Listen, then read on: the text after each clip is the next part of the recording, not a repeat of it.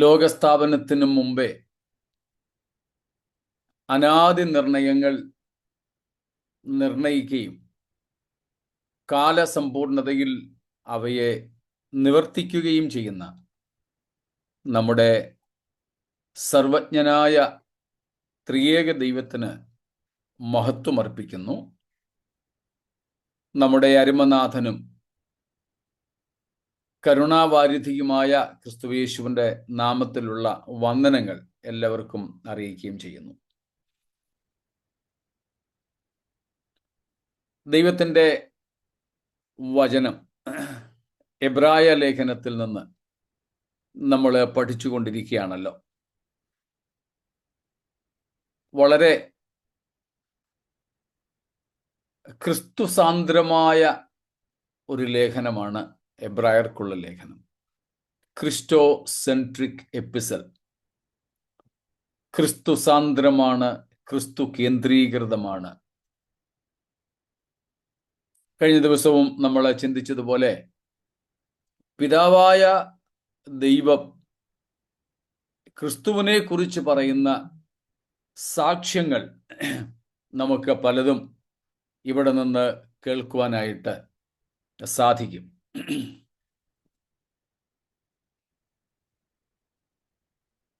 ഒന്നാം അധ്യായത്തിൽ മുതൽക്കേ ക്രിസ്തുയേശുവിനെ കുറിച്ച് പിതാവായ ദൈവത്തിൻ്റെ പ്രസ്താവനകൾ, പ്രഖ്യാപനങ്ങൾ ഒക്കെ ബൈബിളിൻ്റെ മറ്റ് പല ഭാഗങ്ങളിൽ നിന്നും, പ്രത്യേകിച്ച് പഴയ നിയമ ഭാഗങ്ങളിൽ നിന്നും ഉദ്ധരിച്ചിട്ടുണ്ട്. അവയിലേക്ക് 4 മുതലുള്ള വാക്യങ്ങൾ നമ്മൾ പോകുന്നുണ്ട്. ഇപ്പോൾ നമ്മൾ 3-ാമത്തെ വാക്യത്തിൽ നിൽക്കുന്നു. 3-ാമത്തെ വാക്യത്തിൽ നിന്ന് നമ്മൾ കണ്ടു, യേശുക്രിസ്തു ദൂതന്മാരെക്കാൾ ശ്രേഷ്ഠൻ. ഞാൻ ഇന്ന് വായിച്ച ഒരു ലേഖനത്തിൽ രസകരമായ ഒരു പ്രസ്താവന വില്യം മക്ഡൊണാൾഡ് എന്ന് പറയുന്ന എഴുത്തുകാരൻ പറഞ്ഞിരിക്കുന്നു. He has an interesting comment that in the following pathway of our Lord from creation to Calvary and then to glory, it seems we have quite lost sight of the prophets. അദ്ദേഹത്തിന്റെ ഭാവന ഇവിടെ പ്രസ്താവിക്കുകയാണ്.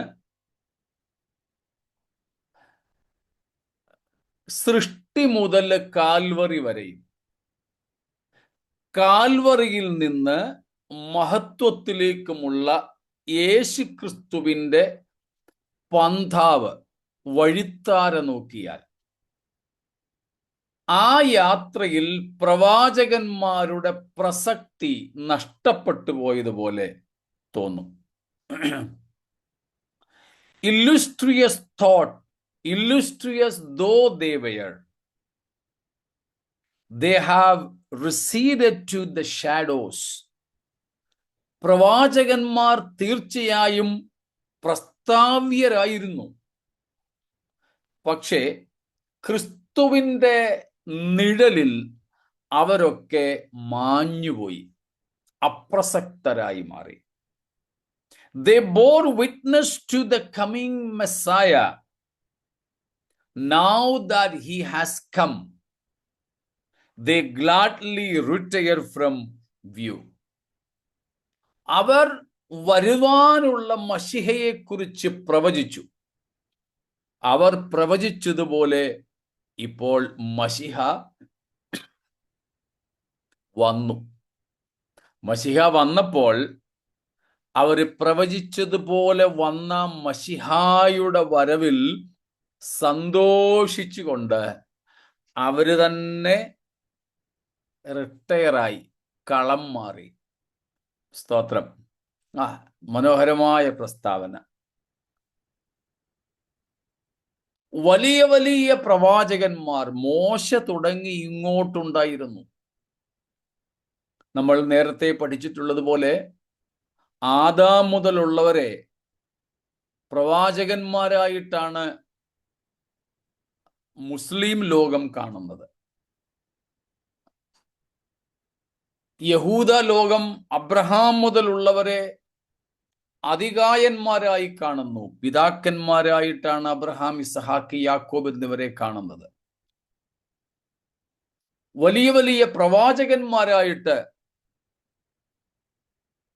പ്രവാചകന്മാരെ യഹൂദന്മാർ കാണുന്നു.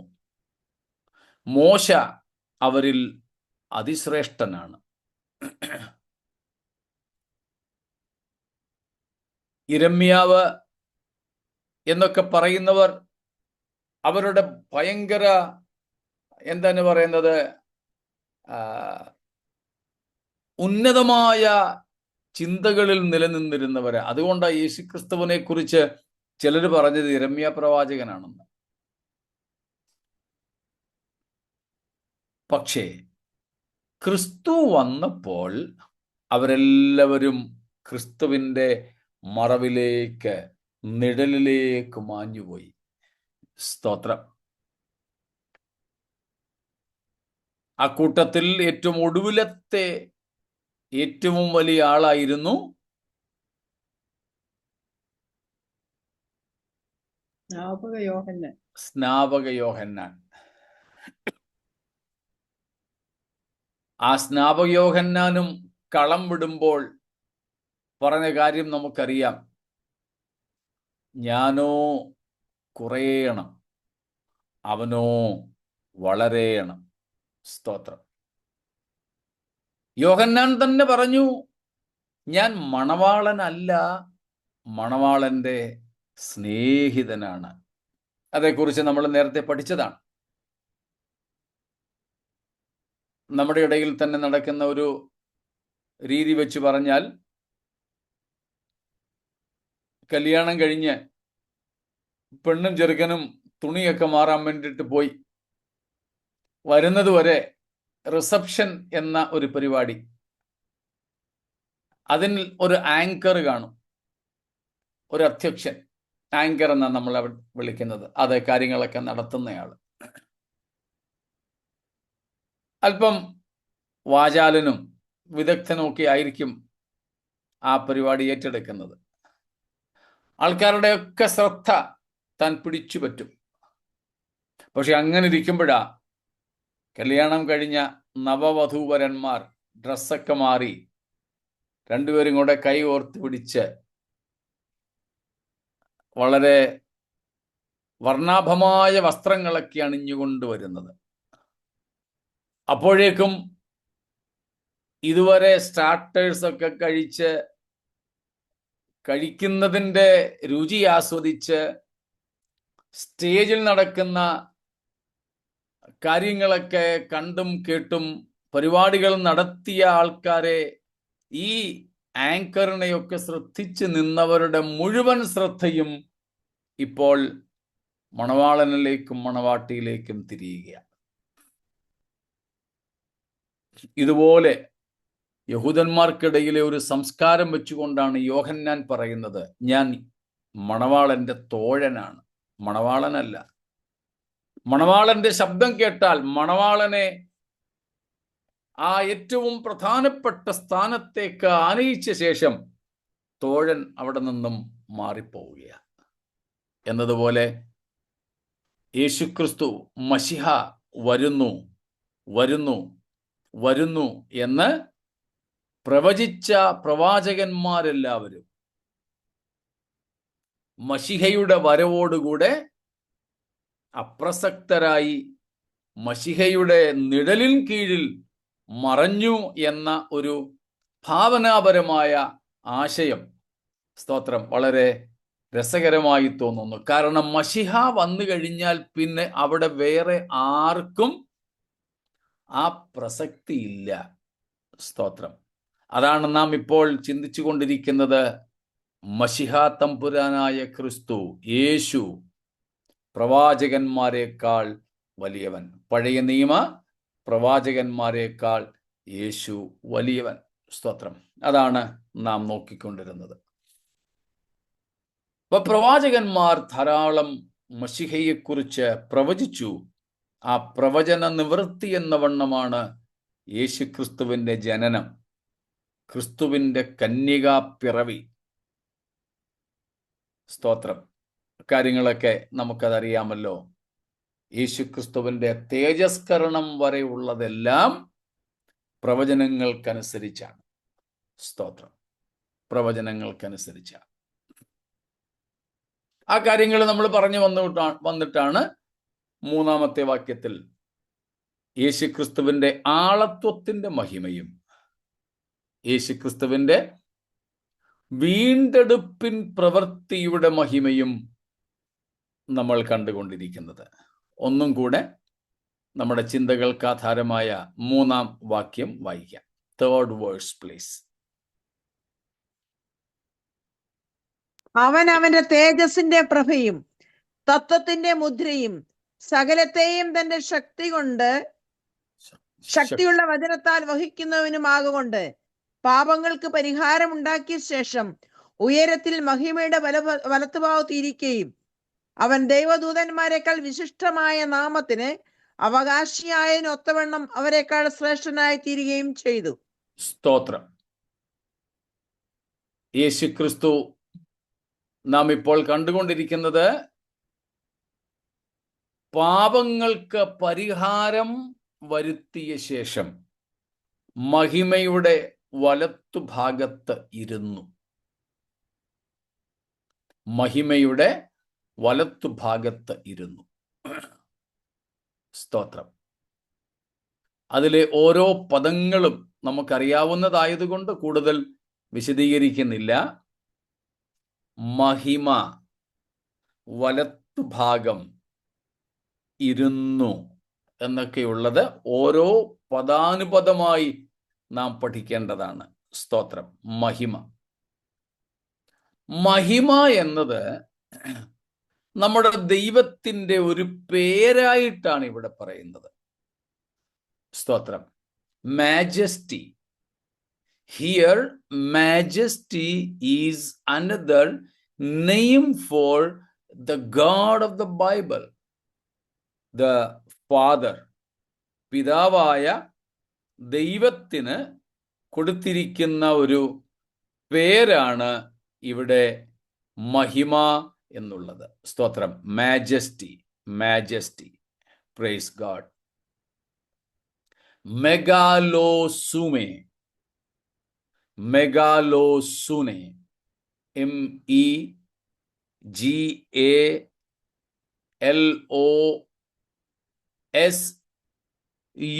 MEGALOSUNE. മെഗാലോസുനെ. Majesty. Majesty.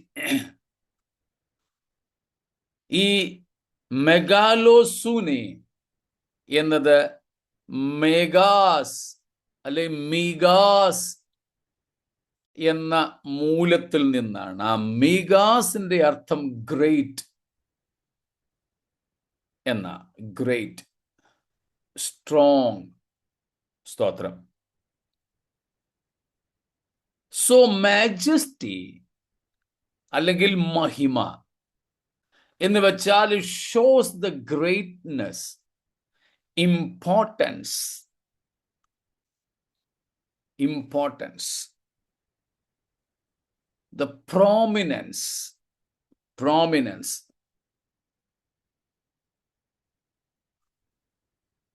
ഏറ്റവും പ്രധാനപ്പെട്ടത്, പ്രാഥമികമായത്, ഏറ്റവും ശക്തിമത്തായത് എന്നൊക്കെയാണ് അതിൻ്റെ അർത്ഥം വരിക. ഇവിടെ ദൈവത്തിന് ഒരു ടൈറ്റിലാണ്, ദൈവത്തിന് ഒരു പേരാണ്. ഇവിടെ ദൈവത്തിൻ്റെ പേരാണ് മാജസ്റ്റി. മാജസ്റ്റി, മഹത്വം, മഹിമ. മഹാമഹിമൻ എന്നാണ് ഹിന്ദിയിൽ കൊടുത്തിരിക്കുന്നത്. സ്തോത്രം. അത്യുന്നതൻ എന്ന നിലയിൽ, തേജോമയൻ എന്ന നിലയിൽ, മഹത്വവാൻ എന്ന അർത്ഥത്തിൽ. സ്തോത്രം. അപ്പോൾ മാജസ്റ്റി. എന്ന് വെച്ചാൽ നമ്മുടെ ദൈവത്തിൻ്റെ വലിപ്പമെന്ന് പറയുന്നത് സൈസ് അല്ല, ആകാരത്തിലെ കാര്യമല്ല. തൻ്റെ അധികാരവും പദവിയും ശക്തിയും തേജസ്സും എല്ലാം അതിനകത്ത് ഉൾക്കൊള്ളും. സ്തോത്രം. ഈ വിധമായ എല്ലാ കാര്യങ്ങളുടെയും ഉത്തുംഗത നമ്മുടെ ദൈവത്തിൽ നിലനിൽക്കുന്നു.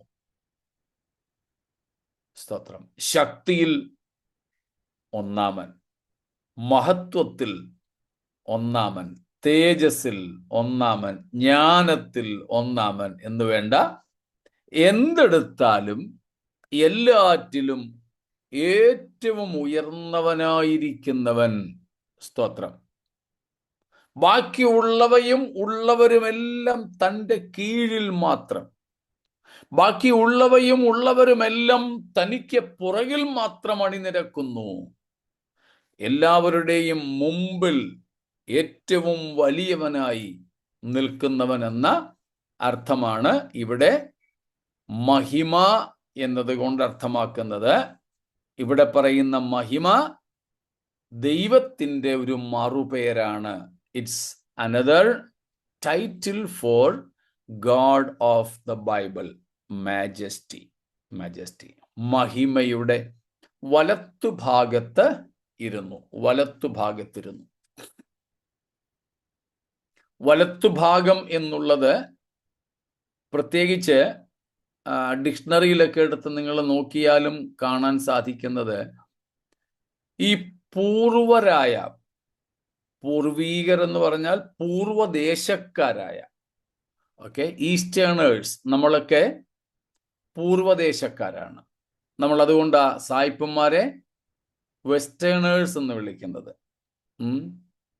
പാശ്ചാത്യർ എന്നാണ് നമ്മൾ അവരെ വിളിക്കുന്നത്. നമ്മൾ പൗരസ്ത്യർ, കിഴക്ക് ദേശക്കാർ. അപ്പൊ കിഴക്ക് ദേശക്കാർ അഥവാ പൗരസ്ത്യരുടെ ഒരു സംസ്കാരമായിരുന്നു. പ്രത്യേകിച്ച് രാജാക്കന്മാർ, ഒത്തിരി മക്കൾ കാണുമല്ലോ അവർക്ക്. ഈ ഒത്തിരി മക്കളുള്ളതിൽ ഒരു മകനോടായിരിക്കും രാജാവിന് പ്രിയം. ആ മകനെ ഈ ഇപ്പോൾ ഭരിക്കുന്ന രാജാവ് തൻ്റെ അനന്തരാവകാശിയായി പ്രഖ്യാപിക്കും. ആ പ്രഖ്യാപിക്കുന്നതിന് മുമ്പ് തന്നെ അപ്രഖ്യാപിതമായ ഒരു തീരുമാനം തൻ്റെ ദേശക്കാരെ താൻ അറിയിക്കും. എങ്ങനെയാ? ഏതൊരു മകനെയാണോ രാജാവാക്കാൻ ഈ അപ്പൻ രാജാവ് ആഗ്രഹിക്കുന്നത്, അവനെ തൻ്റെ ഇരിപ്പിടത്തിൻ്റെ വലത്തുവശത്ത് ഇരിപ്പിടമിട്ട് ഇരുത്തും, പരസ്യമായ വേദികളിലൊക്കെ. ഇത് പൗരസ്ത്യരുടെ ഒരു പ്രാക്ടീസ്, അവരുടെ ഒരു പ്രഥയായിരുന്നു. നമ്മൾ പൗരസ്ത്യരാണല്ലോ. ബൈബിൾ എഴുതപ്പെട്ടതും പൗരസ്ത്യ പശ്ചാത്തലത്തിലാണ്, പാശ്ചാത്യ പശ്ചാത്തലത്തിലല്ല. അപ്പം നമ്മുടെ സംസ്കാരത്തോടാണ് വേദപുസ്തക സംസ്കാരം കൂടുതൽ ഇണങ്ങി നിൽക്കുന്നതെന്ന് സാരം. ഇതൊന്നും അറിയാത്ത വെറുതെ കുറെ മനുഷ്യരാ പറയുന്നത് യേശു ഫോറിനറായിരുന്നു, യേശു ഇംഗ്ലീഷുകാരനായിരുന്നു, സായിപ്പായിരുന്നു എന്നൊക്കെ. ഈ കാര്യമൊന്നും അറിയുന്നവരങ്ങനെ പറയത്തില്ല. അപ്പോൾ യേശു ഒരു ഈസ്റ്റേണർ ഏഷ്യൻ ആയിരുന്നു, ഏഷ്യൻ. പക്ഷെ ഇന്ന് നമുക്ക് ഫോട്ടോയിലും പിന്നെ സിനിമകളിലും ഒക്കെ, സിനിമ എന്ന് പറയുന്നത് ഈ ജീസസ് ഫിലിം ആയാലും പാഷൻ ഓഫ് ക്രൈസ്റ്റ് ആയാലും അങ്ങനെയൊക്കെയുള്ള സിനിമകളിൽ അല്ലെ ഡോക്യുമെന്ററീസിലൊക്കെ കാണുന്ന യേശുവിൻ്റെ രൂപം ഈസ്റ്റേണറായ പൗരസ്ത്യനായ ഒരാളിൻ്റെ രൂപമല്ല, പാശ്ചാത്യന്റെ രൂപ. മുടിയായാലും കണ്ണായാലും ഒക്കെ. പിന്നെ പടം, യേശുവിന്റെ ചിത്രം വരച്ചു വച്ചിരിക്കുന്നത് എല്ലാം ഒരു യൂറോപ്യൻ അല്ലെങ്കിൽ ഒരു അമേരിക്കൻ അല്ലെങ്കിൽ ഒരു വെസ്റ്റേണറാണ്, ഒരു പാശ്ചാത്യ രൂപം. എന്നാൽ വേദപുസ്തകം രചിക്കപ്പെട്ട പശ്ചാത്തലം പൗരസ്ത്യ പശ്ചാത്തലമാണ്. അപ്പോൾ ഈ പൗരസ്ത്യ പശ്ചാത്തലത്തിലാണ് ഈ വലത്തുഭാഗം എന്ന് അവിടെ എടുത്തു പറയുന്നത്. ഈവൻ നമ്മുടെ പാർലമെന്റുകളിൽ തന്നെ നോക്കിക്കോളൂ, നിയമസഭകളിലും പാർലമെന്റിലും ഒക്കെ അപ്പർ ഹൗസോ ലോവർ ഹൗസോ എവിടെ ആയാലും പ്രധാനമന്ത്രിയുടെ ഇടത്തും വലത്തും ഇരിക്കുന്നവരെ നോക്കിക്കോ. ഒരു സമയത്ത് ഒരു ഭരണപക്ഷത്തെ അതേ സംബന്ധിച്ച വലിയ ചർച്ചകളൊക്കെ നടന്നതായിട്ട് എനിക്ക് ഓർമ്മയുണ്ട്. മുഖ്യമന്ത്രിയുടെ തൊട്ടടുത്ത കസേരയിൽ വലത്തുവശത്താരിക്കണം, ഇടത്തുവശത്താരിക്കണം. അപ്പൊ ആ വലഭാഗം എന്നതുകൊണ്ട് അർത്ഥമാക്കുന്നത് നമ്മൾ കഴിഞ്ഞ ദിവസവും കണ്ടതുപോലെ മഹത്വം, ശക്തി, അധികാരം, രാജത്വം, പൗരോഹിത്യം എന്നിങ്ങനെയൊക്കെയുള്ള കാര്യങ്ങളാണ്. സ്തോത്രം. വലത്തുഭാഗം, right side, right. ഡെക്സിയോസ്, DEXIOS,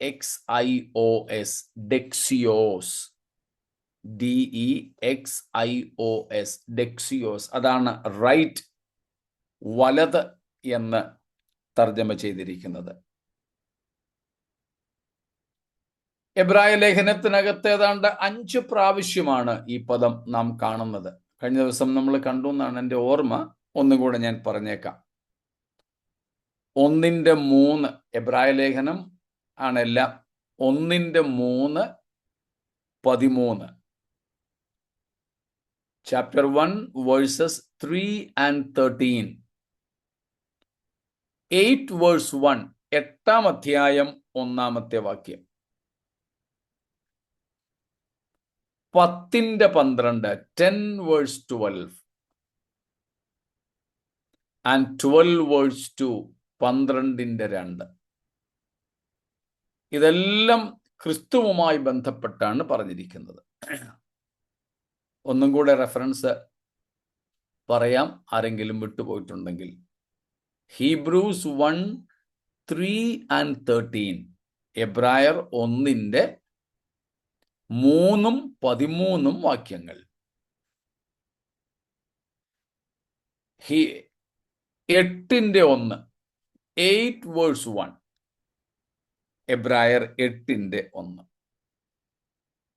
10:12, 10:12, 10 verse 12.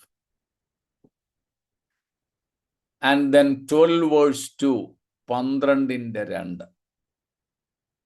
ഇങ്ങനെ 5 സ്ഥലങ്ങളിൽ എബ്രായ ലേഖനത്തിനകത്ത് യേശുക്രിസ്തു പിതാവിൻ്റെ വലത്തുഭാഗത്ത് എന്ന് സൂചിപ്പിച്ചിട്ടുണ്ട്. അപ്പോൾ ആ വലത്തിൻ്റെ അർത്ഥമാണ് പറഞ്ഞത്. തൊട്ട് അടുത്ത അധികാരിയായ ആള്, മാനിക്കപ്പെടുന്നയാള് എന്നൊക്കെ നമുക്ക് മനസ്സിലാക്കാം.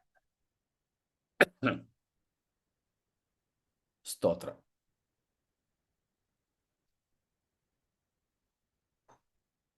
മഹിമയുടെ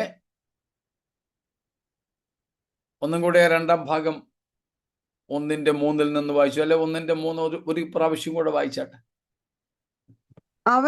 അവന്റെ തേജസ്സിന്റെ പ്രഭയും തത്വത്തിന്റെ മുദ്രയും സകലത്തെയും തന്റെ ശക്തിയുള്ള വചനത്താൽ വഹിക്കുന്നവനും ആകൊണ്ട് പാപങ്ങൾക്ക് പരിഹാരം ഉണ്ടാക്കിയ ശേഷം ഉയരത്തിൽ മഹിമയുടെ വലത്തുഭാഗത്ത് ഇരിക്കുകയും. മതി. അടുത്ത ഒരു പദം നാം അവിടെ കാണുന്നത് കണ്ടോ? ഉയരത്തിൽ. He was seated on high at the right hand, right side of majesty. ഉയരത്തിൽ. He was seated on high. സ്തോത്രം. അതും തൻ്റെ മഹത്വത്തെ, ഉയർച്ചയെ, എക്സോൾട്ടേഷനെ കാണിക്കുകയാണ്. Jesus was exalted. Christ was exalted. ഹ്യൂപ്സലോസ്, ഹ്യൂപ്സലോസ്, HUPSELOS,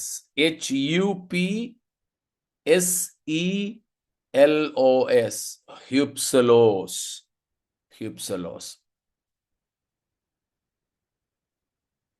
ഹ്യൂപ്സോസ് യാ ഹിപ്സോസ് എന്ന മൂലത്തിൽ നിന്നാണ് ഈ ഹ്യൂപ്സലോസ് ഉണ്ടായിരിക്കുന്നത്.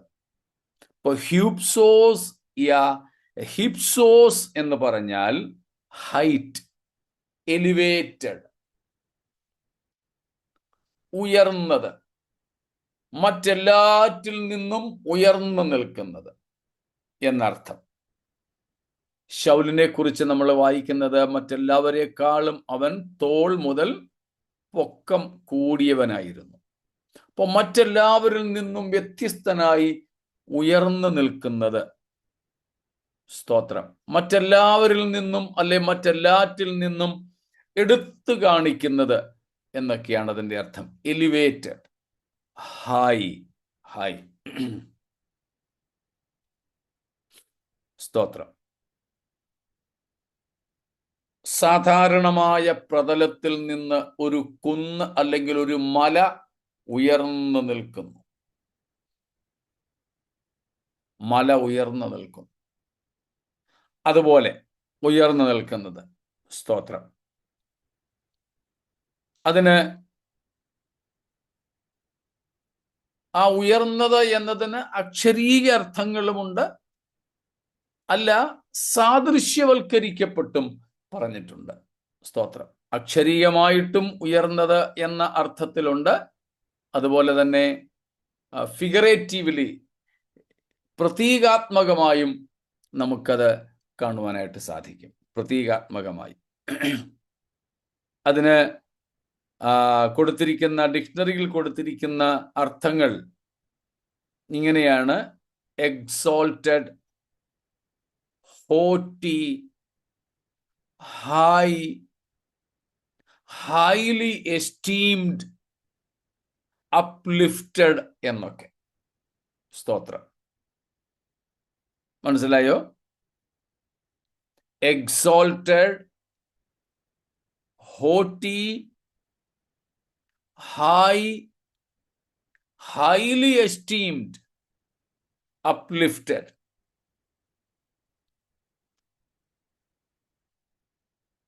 അപ്പോൾ ഉയർന്നത്, പൊങ്ങിയത്, മറ്റെല്ലാറ്റിനും മീതെയുള്ളത്, ഹൈലി എസ്റ്റീംഡ്, ഏറ്റവും മാന്യമായത്, ഏറ്റവും ശ്രേഷ്ഠമായത് എന്നൊക്കെയുള്ള അർത്ഥങ്ങൾ ഇതിനുണ്ട്. സ്തോത്രം. അക്ഷരീയമായിട്ട് നമുക്ക് കാണാൻ സാധിക്കും, യേശുക്രിസ്തുവിന്റെ പരീക്ഷാവേളയിൽ അവനെ ഉയർന്ന ഒരു മലമേൽ കൂട്ടിക്കൊണ്ടുപോയി എന്ന് മത്തായി 4:8 നമ്മൾ കാണുന്നുണ്ട്. അക്ഷരീയമായിട്ടുള്ളതാണ്. മത്തായി 17:1 മറുരൂപമലയിൽ പോയതിനെ കുറിച്ച് നാം കാണുന്നുണ്ട്. സ്തോത്രം. അക്ഷരീയമായിട്ടുള്ളതാണ്. ഇങ്ങനെ അക്ഷരീയമായിട്ടും പ്രതീകാത്മകമായിട്ടും ഈ ഉയർന്നത്, സ്തോത്രം, ഉയരത്തിൽ എന്ന് കാണുവാൻ സാധിക്കും. സ്തോത്രം. ഉയരത്തിൽ.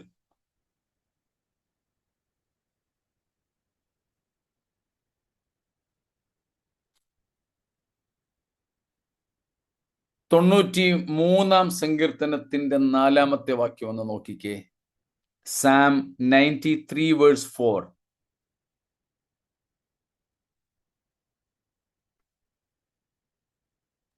സമുദ്രത്തിലെ വൻ തിരകളായ പെരുവെള്ളങ്ങളുടെ മുഴക്കത്തെക്കാളും ഉയരത്തിൽ യഹോവ മഹിമയുള്ളവൻ.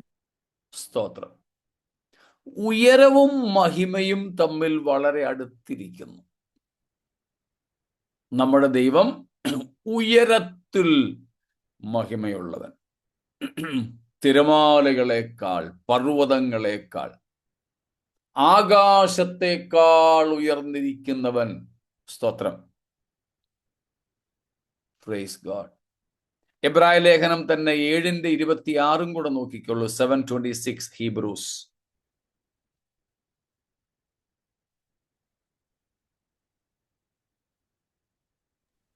അതുകൊണ്ട് താൻ മുഖാന്തരമായി ദൈവത്തോടടുക്കുന്നവർക്ക് വേണ്ടി പക്ഷവാദം ചെയ്യുവാൻ സദാ ജീവിക്കുന്നവനാകിയാൽ അവരെ പൂർണ്ണമായി രക്ഷിപ്പാൻ അവൻ പ്രാപ്തനാകുന്നു. 26. ഇങ്ങനെയുള്ള മഹാപുരോഹിതനല്ലോ നമുക്ക് വേണ്ടിയത്. പവിത്രൻ, നിർദോഷൻ, നിർമ്മലൻ, പാപികളോട് വേർവിട്ടവൻ, സ്വർഗത്തേക്കാൾ ഉന്നതനായി തീർന്നവൻ. സ്വർഗത്തേക്കാൾ ഉന്നതനായി തീർന്നവൻ. ഉയരവും മഹിമയും തമ്മിൽ ഇവിടെ വളരെ ബന്ധപ്പെട്ടിരിക്കുക. സ്തോത്രം. ഏറ്റവും ഉയർന്നത് സ്വർഗം എന്ന നിലയിലാണ് നാം മനസ്സിലാക്കുന്നത്. ഏറ്റവും ഉയരെയുള്ളത്. നമ്മുടെ കർത്താവോ സ്വർഗത്തേക്കാൾ ഉന്നതനായി. ഏറ്റവും ഉയർന്ന സ്വർഗത്തേക്കാളും ഉന്നതനായവൻ. സ്തോത്രം. നമ്മുടെ അന്നമ്മ ആന്റി മിക്കപ്പോഴും പ്രാർത്ഥിക്കുമ്പോൾ പ്രവാചകന്റെ ആ ഒരു പ്രയോഗം, ആ വാക്യം എടുത്താണ് പ്രാർത്ഥിക്കാറുള്ളത്. ഉന്നതനും ഉയർന്നിരിക്കുന്നവനും ശാശ്വതവാസിയും പരിശുദ്ധനെന്ന് നാമമുള്ളവനുമായ. ഉന്നതനും ഉയർന്നിരിക്കുന്നവനും. യെശയ്യാവ് നമ്മുടെ ദൈവത്തെ കണ്ടത് 6-ാം അധ്യായത്തിൽ എങ്ങനെയാ?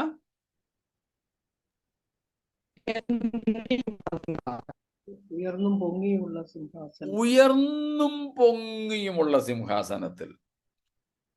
അപ്പോൾ ഈ പ്രപഞ്ചത്തിൽ, ഈ സൃഷ്ടികളിൽ ഏറ്റവും ഉയരത്തിലുള്ളത് സ്വർഗം എന്നാണ് സങ്കല്പം.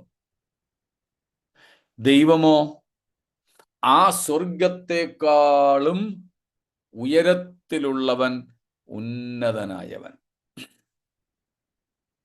ഉയർന്നും പൊങ്ങിയുമുള്ള സിംഹാസനം, അതാണ് ഉയരത്തിലുള്ളത്. അങ്ങനെയുള്ള ഒത്തിരി പ്രയോഗങ്ങളുണ്ട്. 113-ാം സങ്കീർത്തനത്തിന്റെ 4-ാമത്തെ വാക്യത്തിൽ 4-ഉം 5-ഉം വാക്യങ്ങളിൽ നമുക്കത് കാണാനായിട്ട് സാധിക്കും. 113 വേഴ്സ് 4 and 5. യഹോവ സകല ജാതികൾക്ക് മീതെയും അവന്റെ മഹത്വം ആകാശത്തിന് മീതെയും ഉയർന്നിരിക്കുന്നു. ഉയർന്നിരിക്കുന്നു. കണ്ടോ? ആകാശത്തിന് മീതെ. ജാതികളൊക്കെ പിന്നെ ഇവിടെ കിടക്കുന്നവരാ. എന്നാൽ അവന്റെ മഹത്വം ആകാശത്തിനും മീതെ. മനുഷ്യന് ഏറ്റവും ഉയരമുള്ളതെന്ന് മനസ്സിലാക്കാൻ കഴിയുന്ന വസ്തുതയാണ് ആകാശം. നമ്മുടെ ദൈവം അതിനും മീതെ. 5-ാം വാക്യവും കൂടെ. ഉന്നതത്തിൽ അധിവസിക്കുന്നവനായി നമ്മുടെ ദൈവമായ യഹോവയ്ക്ക് സദൃശ്യൻ ആരുള്ളൂ? സ്തോത്രം. ഉന്നതത്തിൽ അധിവസിക്കുന്നവൻ. Praise God. അപ്പോൾ ഉയരത്തിൽ എന്നിവിടെ അർത്ഥമാക്കുന്നത് ദൈവത്തിന്റെ അടുക്കൽ. കാരണം ഏറ്റവും ഉയർന്നിരിക്കുന്നവൻ, അത്യുന്നതനായിരിക്കുന്നവൻ, സ്വർഗത്തെക്കാളും ഉന്നതനായിരിക്കുന്നവൻ നമ്മുടെ ദൈവം, നമ്മുടെ കർത്താവ്. സ്തോത്രം.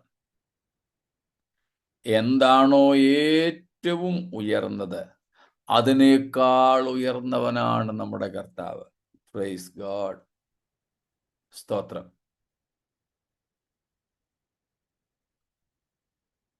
ചിലരൊക്കെ സിനിമയിലെ വല്ലതും ആണോ എന്ന് എനിക്കറിയത്തില്ല, പറഞ്ഞു കേട്ടിട്ടുണ്ട് അതുക്കും മീതെ അതുക്കും മീതെ. എവിടുത്തെ പ്രയോഗമാണെന്ന് എനിക്കറിയില്ല. എന്തൊക്കെ ഉയർന്നതായിട്ടുണ്ടോ അവയ്ക്കെല്ലാം മീതെയുള്ളവനാണ് നമ്മുടെ കർത്താവ്. സ്തോത്രം. അതുകൊണ്ടാ നമ്മൾ വായിക്കുന്നത്, ഒത്തിരിയിടത്ത് വായിച്ചതാണ്, ക്രിസ്തുവിന്റെ എക്സോൾട്ടേഷനെ കുറിച്ച്, യേശു ക്രിസ്തുവിന്റെ മഹത്വീകരണത്തെക്കുറിച്ച്, യേശു ക്രിസ്തുവിന്റെ ഉയർച്ചയെക്കുറിച്ച്. സ്തോത്രം. എന്താ നമ്മൾ വായിക്കുന്നത്? എല്ലാ വാഴ്ചയ്ക്കും അധികാരത്തിനും കർത്തൃത്വത്തിനും നാമങ്ങൾക്കും മീതെ അവനെ ഇരുത്തി. സ്തോത്രം. അതാണ് ഇവിടുത്തെ ഈ രണ്ട് പദങ്ങൾ. എന്തൊക്കെയാ? ഉയരം അല്ലെങ്കിൽ ഉയരത്തിൽ. രണ്ട്, മഹിമ, മഹിമയുടെ വലത്ത് ഭാഗത്ത്. ഈ രണ്ട് കാര്യങ്ങളുടെ അർത്ഥം വ്യക്തമാണോ? സ്തോത്രം. സംശയങ്ങളോ ചോദ്യങ്ങളോ എന്തെങ്കിലും ഉണ്ടോ ഇതുവരെ ഉള്ളത്?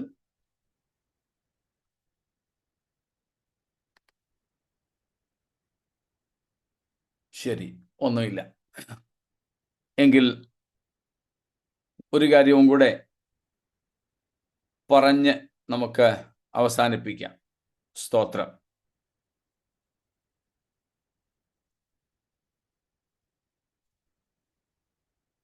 ഒത്തിരി ഭാഗങ്ങൾ ഉണ്ടെങ്കിലും 57 അധ്യായത്തിന്റെ 15 വാക്യം കൂടെ വായിച്ചാട്ടെ. ഐശയ 57:15. 57:15. ഉന്നതനും ഉയർന്നിരിക്കുന്നവനും ശാശ്വതവാസിയും പരിശുദ്ധൻ എന്ന നാമം ഉള്ളവനും ആയവൻ ഇപ്രകാരം അരുളി ചെയ്യുന്നു. ഞാൻ ഉന്നതനും പരിശുദ്ധനുമായി വസിക്കുന്നു. താഴ്മയുള്ളവരുടെ മനസ്സിനും മനസ്താപമുള്ളവരുടെ ഹൃദയത്തിനും ചൈതന്യം വരുത്തുവാൻ മനസ്താപവും മനോവിനയമുള്ളവരോട് കൂടെയും വസിക്കുന്നു. സ്തോത്രം. ഇങ്ങനെ അത്യുന്നതനായവൻ, ഉന്നതനും ഉയർന്നിരിക്കുന്നവനും ആയവൻ നമ്മുടെ കർത്താവ് അങ്ങനെയാണെങ്കിലും ആരോടുകൂടെ വസിക്കുന്നു? താഴ്മയുള്ളവരുടെ മനസ്താപമുള്ളവരുടെ ഹൃദയത്തിനും ചൈതന്യം വരുത്തുവാൻ മനസ്താപവും മനോവിനയമുള്ളവരോട് കൂടെ. സ്തോത്രം. താഴ്മയുള്ളവരോടുകൂടെ, വിനയമുള്ളവരോടുകൂടെ, മനസ്താപം ഉള്ളവരോടുകൂടെ നമ്മുടെ കർത്താവ് വസിക്കുന്നു. സ്തോത്രം. ഇത്രയ്ക്കും ഉയരങ്ങൾക്കും മീതെ ഉയർന്നവനായിരുന്ന നമ്മുടെ കർത്താവാണ് ഇങ്ങ് താണു കിടന്ന നമ്മെ തേടി വന്നത്, ഈ താണ ഭൂമിയിലേക്ക് ഇറങ്ങി വന്നത്. സ്തോത്രം. നാം കിടന്നിരുന്ന അധമ അവസ്ഥയിലേക്ക് ഇറങ്ങി വന്നത്, എന്നിട്ട് നമ്മെ രക്ഷിപ്പാനായി നാം ആയിരിക്കുന്ന ഈ താണഭൂമിയിലേക്ക് വന്നുവെന്ന് മാത്രമല്ല, മരിച്ചിട്ട് ഭൂമിയുടെയും അധോഭാഗങ്ങളിലേക്ക് ഇറങ്ങിപ്പോയിട്ട് അവിടെങ്ങാനും കിടന്ന് കഷ്ടപ്പെടുകയായിരുന്നില്ല. അവൻ അവിടെ നിന്നും ബദ്ധന്മാരെ പിടിച്ചുകൊണ്ട് ഉയരത്തിലേക്ക് കയറി. സ്തോത്രം. മനുഷ്യർക്ക് ദാനങ്ങളെ കൊടുത്തു. സ്തോത്രം. Praise God. അതുകൊണ്ടാണ് നമ്മൾ പറയുന്നത്, ഏറ്റവും ദൂരം യാത്ര ചെയ്ത മിഷനറി യേശുക്രിസ്തു ആണെന്ന്. അങ്ങ് അത്യുന്നത സ്വർഗത്തിൽ നിന്ന് താണഭൂമിയിലേക്കും ഈ താണ ഭൂമിയിൽ നിന്ന് കുരിശിലേക്ക് ഉയർത്തപ്പെടുകയും ക്രൂശിൽ മരിച്ച് ഭൂമിയുടെ അധോഭാഗങ്ങളിലേക്ക് ഇറങ്ങി ഒടുവിൽ ബദ്ധന്മാരെ പിടിച്ചുകൊണ്ട് ഉയരത്തിലേക്ക് കയറുകയും ചെയ്തു. സ്തോത്രം.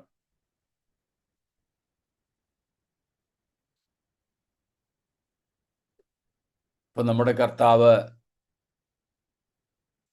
അത്യുന്നതൻ, ഏറ്റവും ഉയരത്തിനും മീതെ ഉയർന്നവൻ.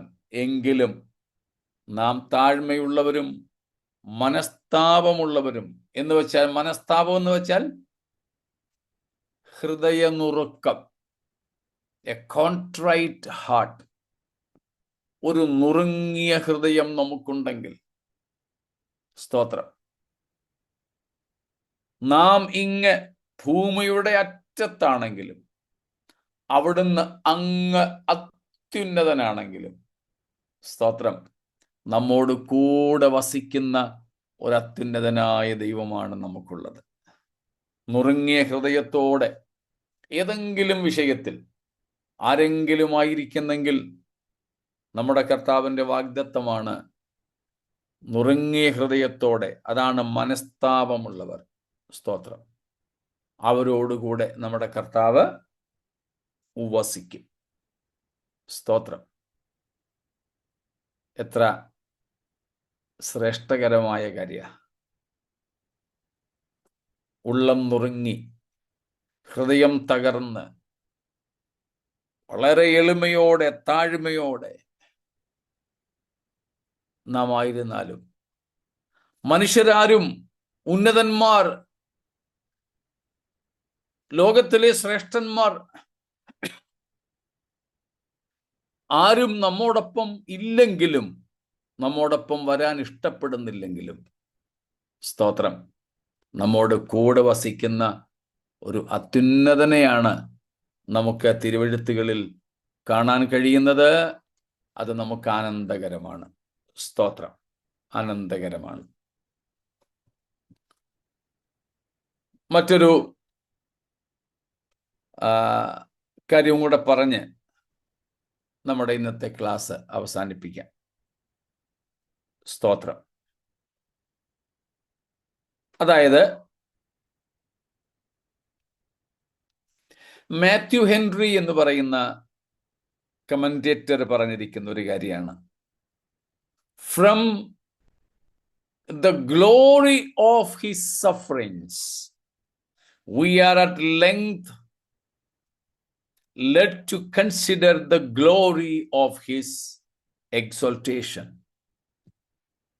Glory of his sufferings.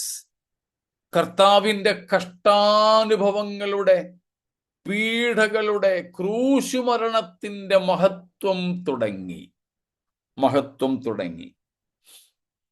യേശുക്രിസ്തു ഉയർത്തപ്പെട്ടതിൻ്റെ, മരിച്ചുയർത്തതല്ല, ഉയരത്തിലേക്ക് ഉയർത്തപ്പെട്ടിരിക്കുന്നതിൻ്റെ വരെ ആ മഹത്വം നമുക്കിവിടെ കാണുവാൻ സാധിക്കും. സ്തോത്രം, ഇവിടെ കാണുവാൻ സാധിക്കും. അതിലും എനിക്കിഷ്ടപ്പെട്ടത് ആർ കെന്റ് ഹ്യൂസ് എന്ന് പറയുന്ന ഒരു എഴുത്തുകാരൻ്റെതാണ്. Kent Hughes, HUGHES. അദ്ദേഹം പറയുന്നത്, this thought is utterly sublime but true. This thought is utterly sublime but true. ഈ ഒരു ആശയം, ഈ ഒരു ചിന്ത നമ്മുടെ ചിന്തകൾക്കൊക്കെ വളരെ അതീതമാണ്, അത്ഭുതാവഹമാണ്. പക്ഷെ സത്യ എന്തുവാ ഈ അത്ഭുതാവഹമായ സത്യം? അദ്ദേഹം പറയുന്നു, this glorious cosmic being, this glorious cosmic being, യേശുക്രിസ്തുവിനെ കുറിച്ചാണ് പറയുന്നത്. കോസ്മിക് ബീയിങ്, പ്രപഞ്ചയാളത്വം, സിയും ബിയും ക്യാപിറ്റൽ ആയിരിക്കണം കേട്ടോ. Cosmic being. At the apex of his splendor, at the apex of his splendor, is praying for you and me. Jesus Christ is exalted and seated at the right hand of the majesty. Means, what does he do? What is he doing? He is simply praying for me. ആരാ? സ്തോത്രം. ഈ പ്രപഞ്ച സ്രഷ്ടാവ്, ഈ പ്രപഞ്ചാധിപനായവൻ എന്ത് ചെയ്യുന്നു? The cosmic being, മുഴുപ്രപഞ്ചത്തിന്റെയും അധിപതിയായിരിക്കുന്നവൻ. അവൻ എന്താ ചെയ്യുന്നത്? At the apex of his splendour, തന്റെ മഹത്വത്തിന്റെ, സ്തോത്രം, പരമോന്നതിയിൽ, തന്റെ മഹത്വത്തിന്റെ പരമോന്നതിയിൽ ഇരുന്നു കൊണ്ടും എന്ത് ചെയ്യുകയാ? വെറും മൺപൊടിയായ, വെറും ഒരു മൺതരിയായ എനിക്ക് വേണ്ടി പ്രാർത്ഥിക്കുന്നു. ഓ, ഒന്ന് ഓർത്ത് നോക്കിക്കേ. സ്തോത്രം. ക്രിസ്തു എവിടെയാ? മഹിമയുടെ വലത്ത് ഭാഗത്ത്, അങ്ങ് ഉയരത്തിൽ. എന്ത് ചെയ്യുകയാ അവിടെ ഇരുന്നുകൊണ്ട്? എനിക്ക് വേണ്ടി പിതാവിനോട് ഇടിവിൽ നിൽക്കുന്നു, മധ്യസ്ഥത അണയ്ക്കുന്നു. അതിനെക്കുറിച്ചാണ് വളരെ മനോഹരമായ ഭാഷയിൽ ഈ കെൻ ഹ്യൂസ് പറഞ്ഞിരിക്കുന്നത്. This thought is sublime but true. ഇത് അതിശയിപ്പിക്കുന്ന ഒരാശയമാണെങ്കിലും സത്യമാണ്. എന്തെന്നാൽ ഈ പ്രപഞ്ചത്തിന്റെ അധിപനായവൻ തന്റെ മഹത്വത്തിന്റെ ഉച്ചകോടിയിൽ, അല്ല പരമോന്നതയിൽ ഇരുന്നു കൊണ്ടും എനിക്ക് വേണ്ടി പ്രാർത്ഥിക്കുന്നു. Praise God. സ്തോത്രം. Can it really be? അത് സാധ്യമാണോ? അദ്ദേഹം പറയുന്നു, yes, because God's word says so. ദൈവവചനം അങ്ങനെ പറയുന്നു. എങ്ങനെ? നമ്മുടെ കർത്താവായ യേശു ക്രിസ്തു തന്റെ മഹത്വത്തിന്റെ പൂർണ്ണതയിൽ ഇരുന്നു കൊണ്ടും സാധുക്കളായ നമുക്ക് വേണ്ടി പിതാവിനോട് പക്ഷവാദം ചെയ്യുന്നു, പക്ഷം പിടിച്ചു വാദിക്കുന്നു. അതിനാണ് പക്ഷവാദം. ഇത് സത്യമാകുമോ? അതെ, കാരണം ദൈവവചനം അങ്ങനെ പറയുന്നു. ഇപ്പോൾ നമ്മൾ കണ്ടു, 1:3 കണ്ടുകൊണ്ടിരിക്കുക. അതുപോലെ 7:25 ഇപ്പം 25-26 നമ്മൾ വായിച്ചു കേട്ടായിരുന്നു എബ്രായ ലേഖനത്തിൽ. അതുപോലെ തന്നെ സ്തോത്രം, റോമർ 8:34 വാക്യത്തിലും നാം കാണുന്നുണ്ട്. Praise God. Hebrews 1:3 and also Hebrews 7:25 and Romans 8:34. അദ്ദേഹം പറയുകയാണ്, വണ്ടർ ഓഫ് വണ്ടേഴ്സ്, അത്ഭുതങ്ങളിലും വലിയ അത്ഭുതമാണ്. സ്തോത്രം. വെറും മൺകീടങ്ങളായ നമുക്ക് വേണ്ടി അത്യുന്നതനായ ദൈവത്തിന്റെ സന്നിധിയിൽ മഹോന്നതനായ ദൈവപുത്രൻ അങ്ങ് ഉയരത്തിലിരുന്നു കൊണ്ട് പ്രാർത്ഥിക്കുന്നു. എനിക്ക് വേണ്ടി ഞങ്ങളുടെ പാസ്റ്റർ പ്രാർത്ഥിച്ചില്ലെങ്കിൽ എന്താ കുഴപ്പം? എനിക്ക് വേണ്ടി പ്രാർത്ഥിക്കാൻ ഇനി എനിക്ക് അപ്പനും അമ്മയും ഇല്ലെന്ന് വന്നാൽ എന്താ കുഴപ്പം? എൻ്റെ അമ്മയും മരിച്ചപ്പോൾ ഞങ്ങളൊക്കെ, മക്കളും നാട്ടുകാരും വീട്ടുകാരും ഒക്കെ പറഞ്ഞ ഒരു സാക്ഷി ഇതായിരുന്നു. ഞങ്ങളുടെ എപ്പോഴും ഞങ്ങൾക്ക് വേണ്ടി പ്രാർത്ഥിച്ചു കൊണ്ടിരുന്ന ഞങ്ങളുടെ അമ്മച്ചി മരിച്ചുപോയി. ഇനിയും ആ കുറവ് നികത്താൻ ആരുമില്ല. അമ്മ മക്കൾക്ക് വേണ്ടി പ്രാർത്ഥിക്കുന്നത് പോലെ ഒരു പക്ഷേ മറ്റാരും പ്രാർത്ഥിക്കില്ല. ശരിയാ, അമ്മച്ചി പ്രാർത്ഥിക്കുമായിരുന്നു. പക്ഷേ പ്രാർത്ഥിക്കുന്ന അമ്മച്ചി മരിച്ചുപോയെന്ന് കരുതി ഞാൻ പ്രാർത്ഥിക്കാൻ ആളില്ലാതെ ആയില്ല. സ്തോത്രം. അമ്മച്ചി വല്ലപ്പോഴുമൊക്കെ പ്രാർത്ഥിക്കുമായിരുന്നുള്ളൂ. എല്ലാ ദിവസവും പ്രാർത്ഥിക്കുമായിരുന്നെങ്കിലും